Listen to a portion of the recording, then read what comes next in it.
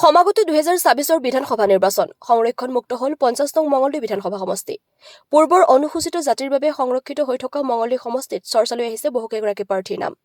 ভাৰতীয় জাতীয় কংগ্ৰেছৰ 5গৰাকী প্ৰাৰ্থীৰ নাম বিশেষভাৱে চৰ্চিত হৈ পৰিছে ক্ৰমে যুগল কুমাৰ শইকীয়া, ৰিজুমণি তালুকদাৰ, ইয়ানুৰ ইছলাম, মিতালী ডেকা আৰু মিনু কলিতা। ইয়াৰ মাজতে যুগল কুমাৰ শইকীয়াৰ নাম বিশেষভাৱে চৰ্চালৈ আহিছে। আনহাতে ভাৰতীয় জনতা পাৰ্টীৰো কেইবাগৰাকী প্ৰাৰ্থীয়ে মনোনয়ন দাখিল কৰিছে। চৰ্চা লাভ কৰিছে কেইবাগৰাকী ব্যক্তিৰ নাম ক্ৰমে কুমাৰ প্ৰণৱ নাৰায়ণ দেৱ, প্ৰণৱ বৰুৱাকে ধৰি কেইবাগৰাকীৰো নাম। সমষ্টি সংৰক্ষণ মুক্ত হোৱাৰ পাছতো কিন্তু সৰ্বকালৰ জনপ্ৰিয়তা অৰ্জন কৰা প্ৰাক্তন বিধায়ক গুৰুজ্যোতি দাসৰ নাম বিশেষভাৱে চৰ্চিত হৈ পৰিছে। জাতি ধৰ্ম নিৰ্বিশেষে সৰ্বকালৰ জনপ্ৰিয়তা অৰ্জন কৰিবলৈ সক্ষম হোৱা নেতা গুৰুজ্যোতি দাসৰ প্ৰয়োজনীয়তাই বহুলভাৱে চৰ্চা লাভ কৰিছে মঙলদৈ সমষ্টিত।